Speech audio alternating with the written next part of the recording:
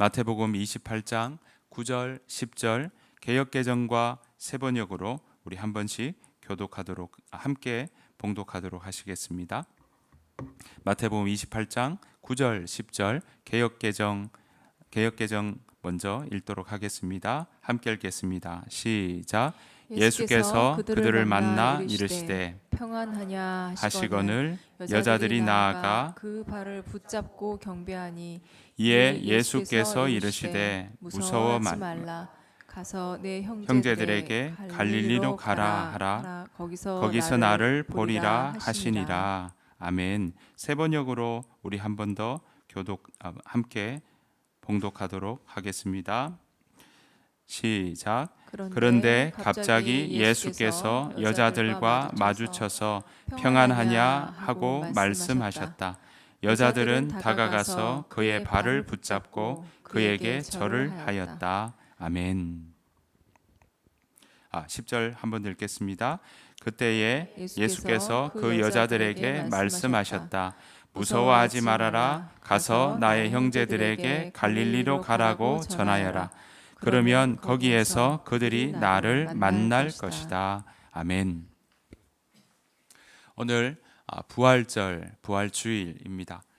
우리 서로 인사 한번 나누실까요? 예수 부활하셨습니다. 그렇습니다. 오늘 성경에 기록된 대로 예수 다시 사셨습니다. 부활의 주님이 우리에게 약속하셨습니다. 우리와 함께 하신다고 약속하셨습니다. 부활의 주님이 저와 여러분들의 앞길을 인도해 주실 것입니다. 한 걸음 한 걸음 성령 하나님과 함께 걸어가는 저와 여러분들의 삶이 되시기를, 여러분들의 발걸음이 되시기를 간절히 축복합니다. 그 마음으로 한 번 더 인사 한번 나누실까요? 정말 하나님 당신의 삶 가운데 늘 함께 해주시고 인도해 주실 것입니다 하는 마음으로 앞뒤 좌우 성도님과 함께 인사하겠습니다. 축복합니다.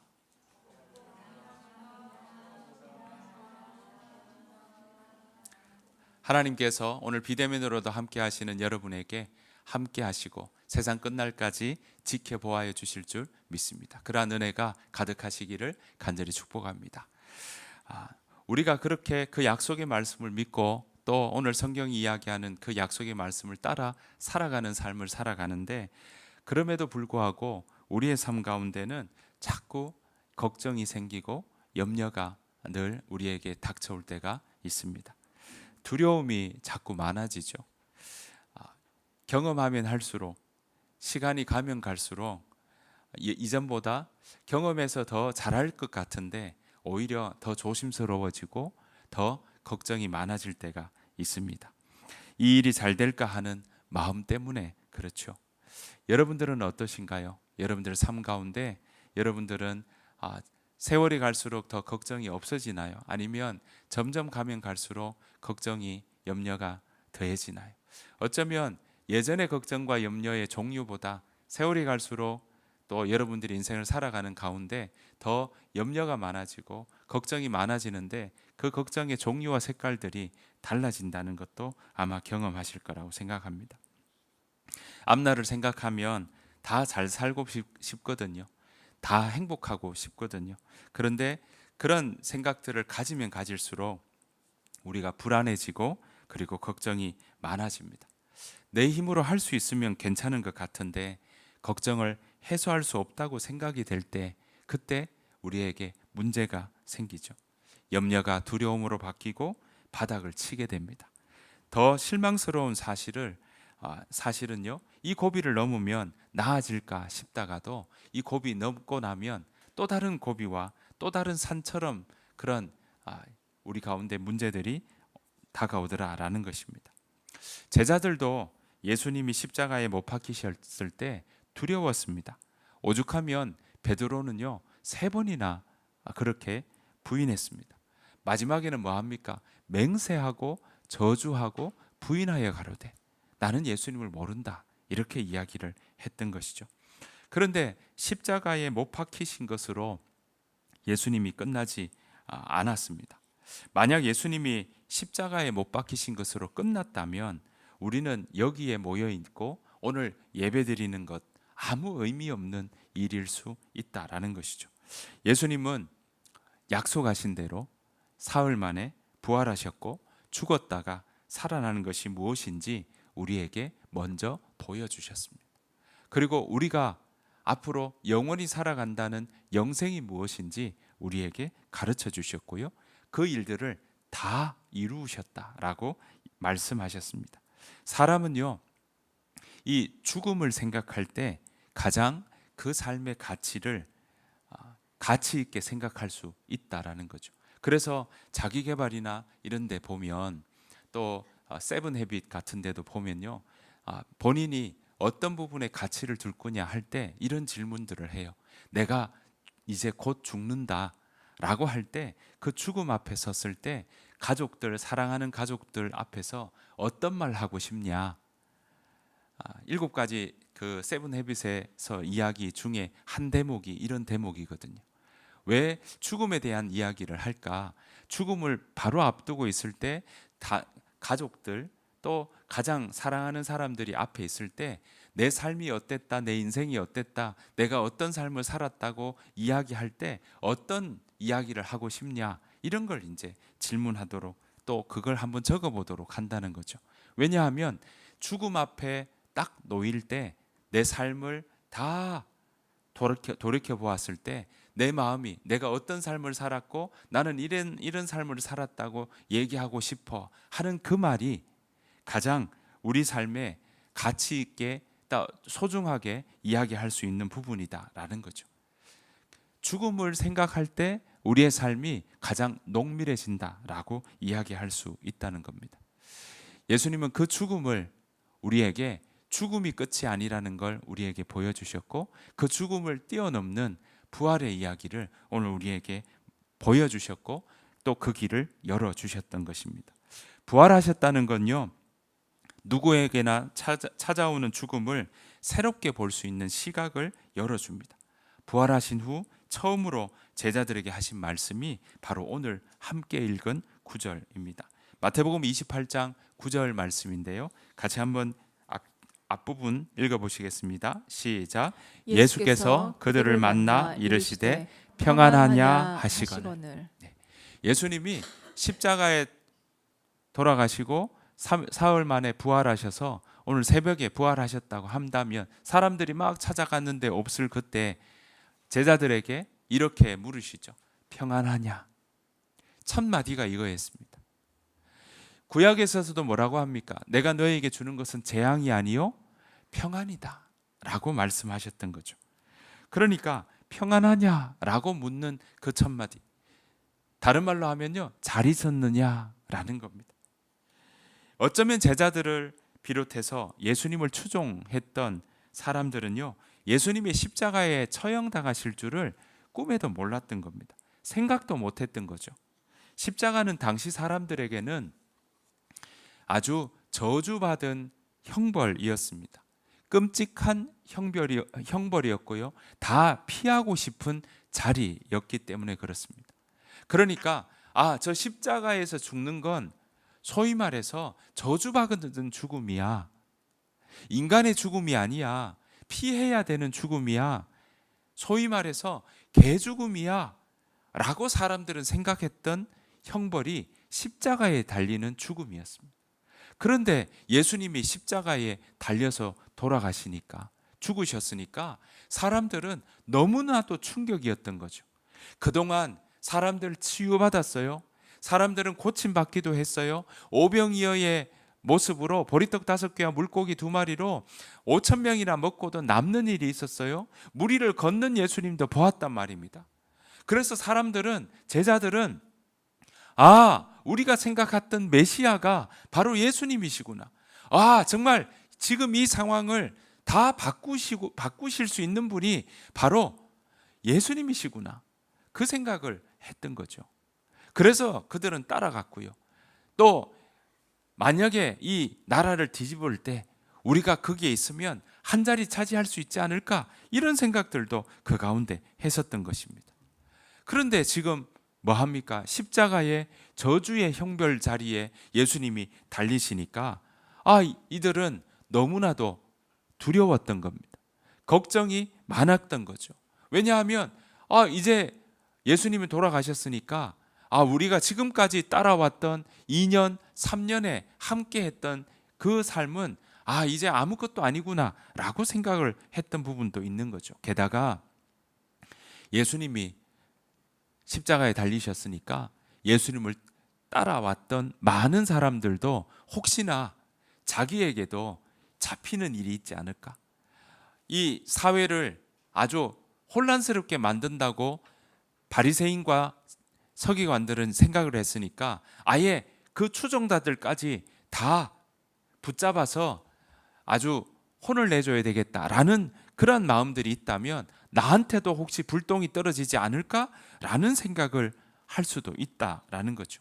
그러니까 그런 형벌을 받을까 봐 이 사람들도 두려웠을 것입니다. 예수님은 그런 제자들의 마음을 꿰뚫어 보셨던 거죠. 그래서 평안하냐? 라고 물으시고 난 다음에 이렇게 말씀하셨어요.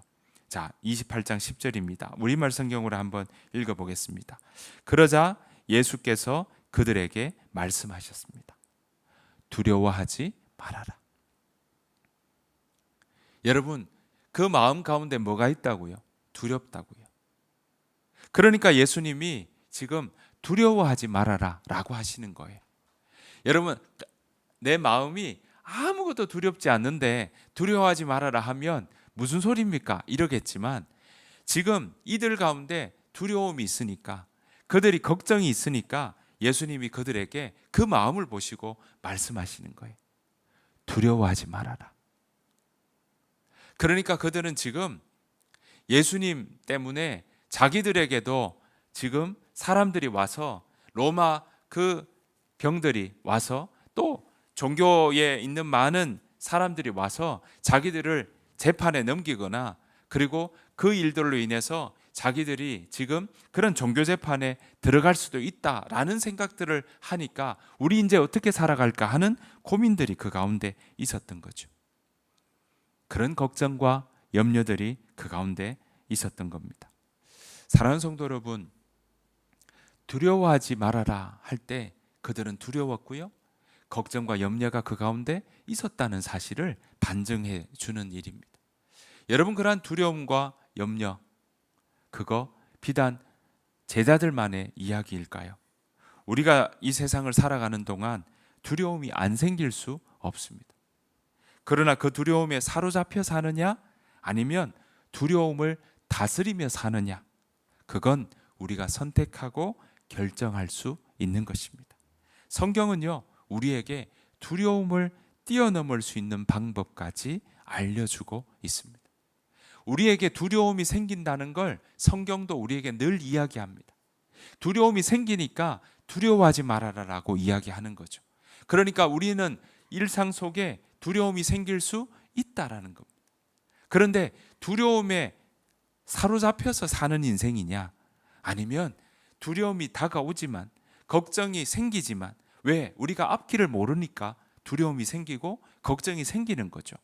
앞길을 모르는 것, 그 삶 속에 우리가 앞길 모르는 것 때문에, 그것 때문에 염려에 늘 사로잡혀 사는 인생을 살 거냐, 아니면 염려가 다가온다 하더라도 그것을 다스리며 살아갈 수 있느냐의 문제는, 오늘 성경은 우리에게 그 다스리며 살아가는 길이 무엇인지 오늘 우리에게 가르쳐주고 있다라는 것입니다. 빌립보서 4장 6절 말씀입니다. 같이 한번 읽어보시겠습니다. 시작. 걱정하지 말고 필요한 것을 하나님께 구하고 아뢰십시오. 감사하는 마음으로 하나님께 말씀드리십시오. 자, 사도 바울도 오늘 우리에게 이렇게 이야기합니다. 걱정하지 말아라. 필요한 것을 하나님께 구하고 아뢰라. 감사하는 마음으로 하나님께 말씀드리라. 이렇게 오늘 가르쳐 주고 있습니다.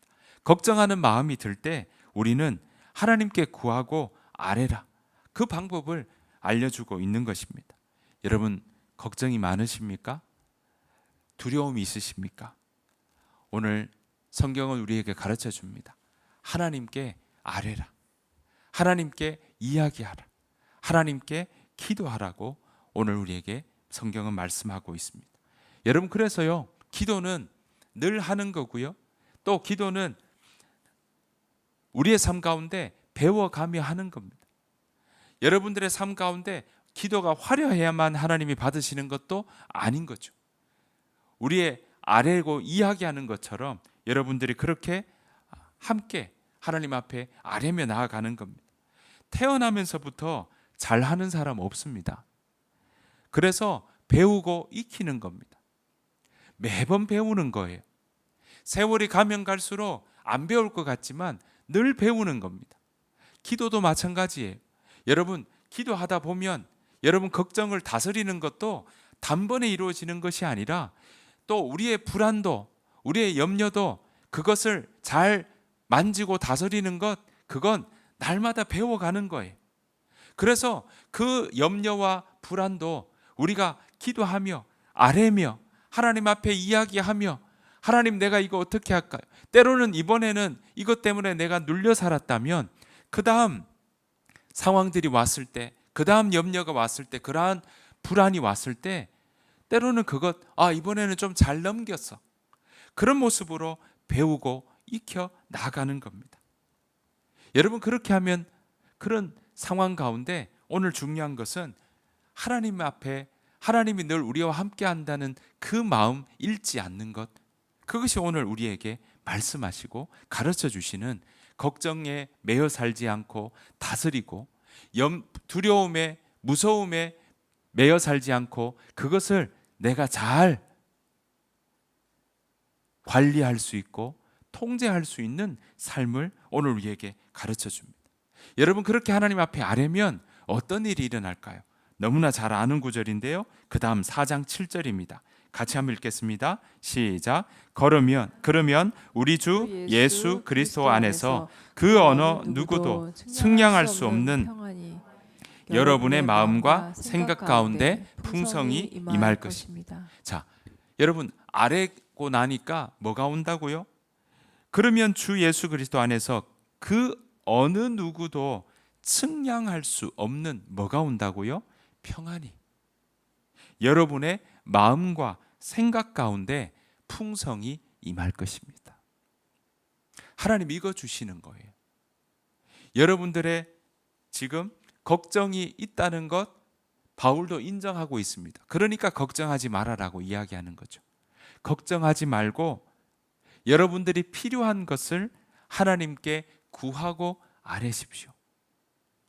기도하는 중에 여러분들이 하나님이 우리를 향한 그 뜻이 무엇인지도 알게 될 거고 기도하고 배우는 그 일들을 통해서 여러분들 가운데 뭐가 일어난다고요? 하나님께 구하는 그 가운데 그 어느 누구도 측량할 수 없는 평안이 여러분들의 마음과 생각 가운데 풍성이 임한다라고 약속하신 겁니다.